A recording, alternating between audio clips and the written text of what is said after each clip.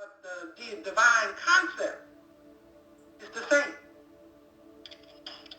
For the diaspora is Mama Chamba. Many of you came over here already Mama Chamba. Why? Because your ancestors, your DNA and your blood didn't start when the Europeans came and got you from West Africa. Right. It began all the way to the east. Whose ancestors are still with you? They're still with you. And so you have many Africans here, many, who are Mama Chamba already before they got here. So it's that knowledge that you need. You don't need to invent like the Western woman does. Some theology and some rituals, from a book to connect with the divine mother, whatever that means to them. What you need is to connect, and don't forget, and see, we think of ancestors, we think about, well, I didn't know my father, he was no good. I didn't know my mother, she didn't treat me right, whatever. See, we tend to think of the immediate ones. If there's a whole slew that comes before them, and they were nothing like them. Right. Okay? And you got to look at the circumstances that made those immediate ones who they were. Where they wasn't emotionally and spiritually accessible to you like they should have been. They got to account too. Right. Okay? Because those are their mothers and fathers. They got to answer for that. So you don't throw the baby out with the bathwater. Most of us don't like to think of our family, because we've been hurt or whatever by the immediate. But those are not who you think about. You think about all those ancient ones who are with you, who got them in check.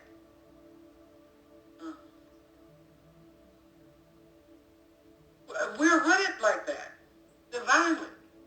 There's no other roads. There is no other roads. We didn't get here through no other roads but through them.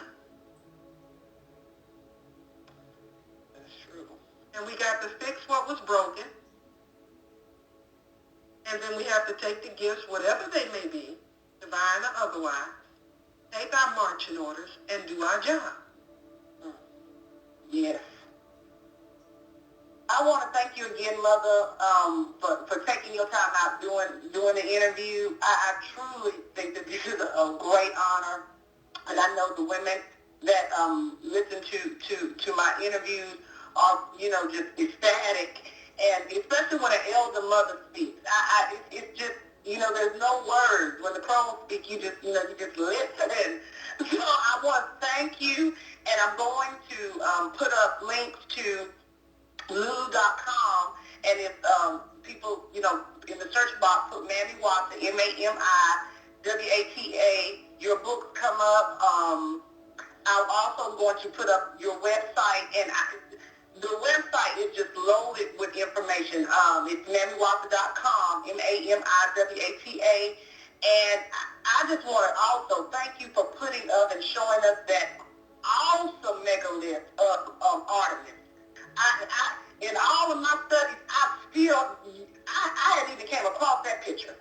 The African features of Artemis, what people call Diana, is undeniable. It is, and I'm glad that you put the picture up, and I'm glad you got the other pre-Grecian Afro-Minoan picture up there, because another sister told me that, the Minoan was Greek, but I'm glad you got this picture all up here on your front page as well. It's been an academic battle from the start, because there's a popular book out there on the so-called goddess, and it's a pretty big book, and it's very Eurocentric, and I saw Euro images of Artemis and Euro images of the Mycenae, and as I dug deeper, and I had to, it was very costly research, because I had to get information from all over the world. Even that image you have there came directly from Greece.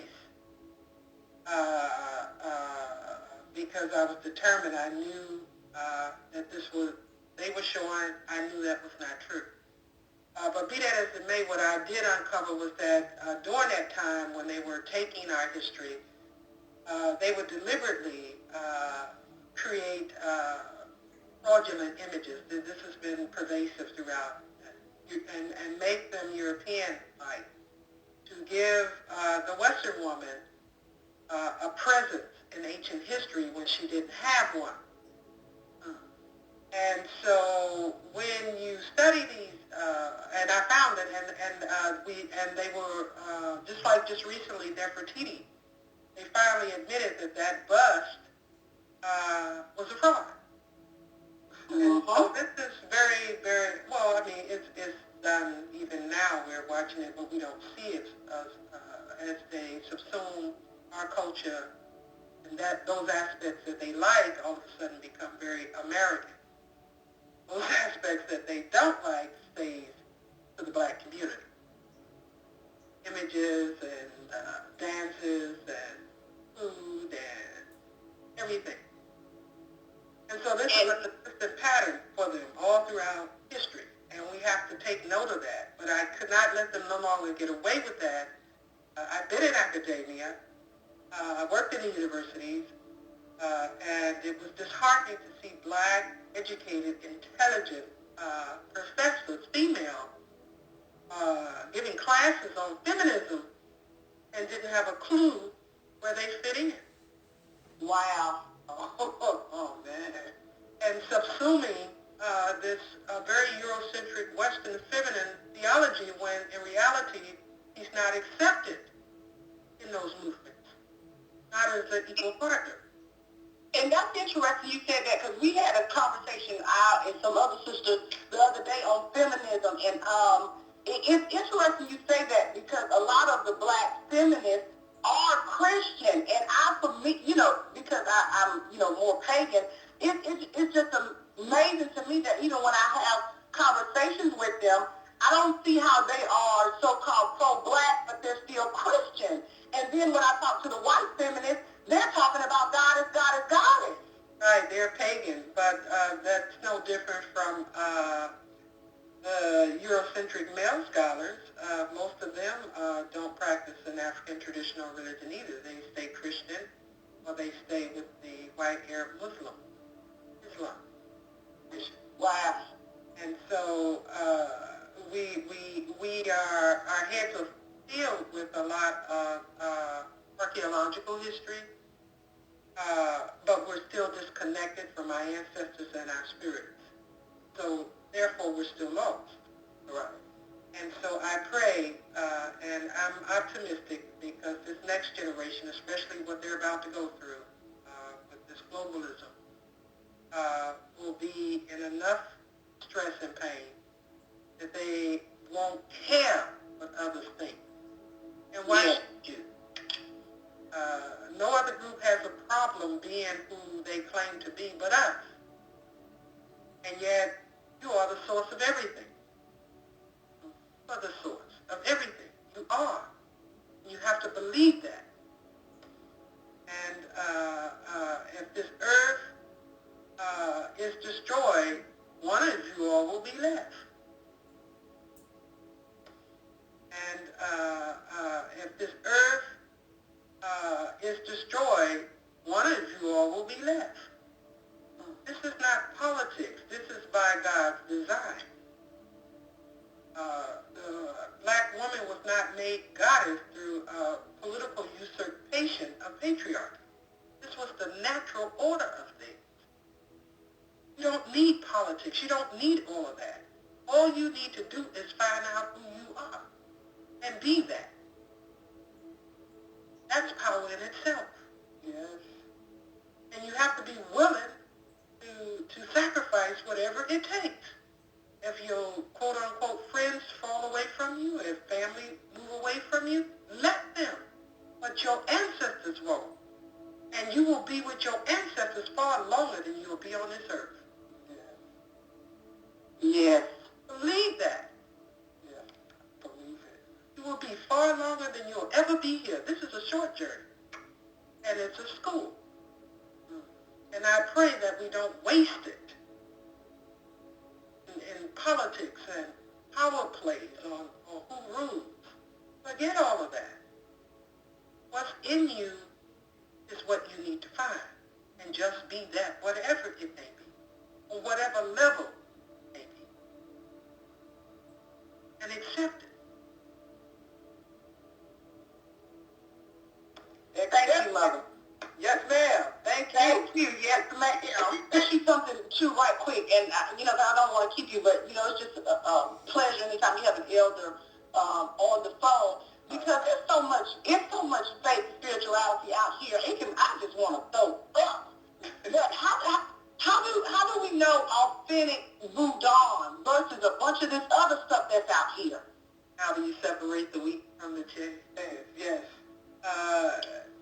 That is a difficult one, and it is. And it's not just here, it's also in Africa. Some of these things have become a cottage industry. I'm almost tempted. I have a lot of writing that I'm trying to get a lot of things updated, but one of the things that is on the list, and I want to put out at least a FAQ or you need to be educated on how to go to Africa. You need to be educated on what to look for because you don't know. And if you don't have any experience in this tradition, you won't know. And it can be a serious situation. But what I would advise at the beginning is to go slow. Go very, very, very slow. Jump in. Inspiration notwithstanding. The best thing you can do is to pray to your ancestors with drink, libation. And I will tell your audience how to do that. Thank you. You just get a glass of water, get a glass of gin, right, and you get a glass of something sweet. It could be Coke or it could be Sprite. And you don't go while you're ministrating. Don't go while you're angry. And make sure you've washed, you've bathed. Everybody needs to sit down and do their genealogy. You need to know who your people are, the good, the bad, the ugly. Don't believe this hype about, well, yeah, he was a bad man, he did bad things, or she was a bad mother, she did bad things, I don't love her. Always know that what your ancestors couldn't do for you in life, they can do for you in death. Because they learn. They don't stop learning. And even whatever they were can also be used in a good way now, that same force, to help you. So you have to forgive first. If you're carrying any anger towards anyone in your family, and ancestors are not uncles and cousins and nephews. They are just mother, father, mother, father, mother, father. Okay? First thing. And if you're carrying any anger in your heart, stomach, as we say, against them, you need to forgive that. And you need to ask them to help you release it. Everything begins with the ancestors. Everything. Don't let nobody kid you. And if anybody does anything to you without them, then you know you're not in the right house. And back to how you do it. You don't, no ministration. Forget that Western feminist minstrel blood. That's not your blood. And it has nothing to do with patriarchy. And if you are in the mysteries, then you will know why. But understand it has nothing to do with the condemnation for patriarchy. Stuff altogether different. So you're not ministrating. And make sure you're not angry or sad or depressed. Go with a purpose. You call them out. Outside, you can go water, you can go in your backyard. If you live in an apartment, just go somewhere where it's private. But outside, make sure it's outside. So if you can find a body of water, that's just as good. And you talk to them. You don't pray to them like you do Jesus or Buddha, whatever. Just talk to them because they're your people. And you tell them what's on your heart. Don't justify yourself. You don't explain why you did what you did with your rationale. Just tell it like it is. You know, I was angry with you because this is what this did to me. And now I realize that you yourself, were a victim, or maybe you didn't realize it. Maybe I just didn't understand why you did it. But I want to forgive you. I don't want to carry this pain no more. And I need my roads open. I have no money, or struggling trying to keep my job, or trying to keep the kids taken care of, or whatever the issues are. Yeah. Or I don't know who I am. And I feel myself, and I know I must be somebody because I know you were. Lead me back to where I need to go. And after you do that, and you ask for forgiveness, because they're the first line. Always keep in mind, God gave your ancestors the first divine authority to bring you in the world. You wasn't birthed from the sun and the moon, literally. Come out of a womb. That's divine authority. We take that for granted. And so God gives them the same authority to see you through this life. That's the hierarchy. They are first. Take it or leave it. But in the end, you're going back to it. Right. So make peace with it. After you say whatever it is you're going to say, just pour your drink to the ground. And then you walk away and be patient. Don't jump into anything. Don't get on a plane and fly to Africa and think you're going to find what you're looking for. Many of them do that. You'd be surprised. That can be the most dangerous thing you can do because they have real stuff over there. And you don't know whether it's good or bad. And both come at your mouth. So just be careful. Be patient.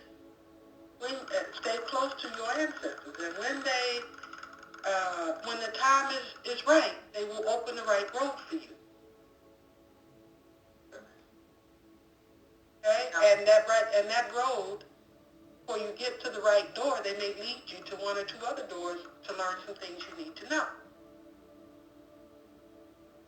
So, Lord, we live in a culture of instant gratification. You pay your money, you give me a service. Don't take that attitude. You have to think on a totally different level. You have to think on God's time. Come back to nature. Because that has not changed in spite of the superficial culture that we live in to give the illusion that they are in control of nature. They're not. Not divine nature. So you have to reorientate yourself. And just go. It really is not as complicated as people think, because they tend to overlook the obvious. Yes, ma'am.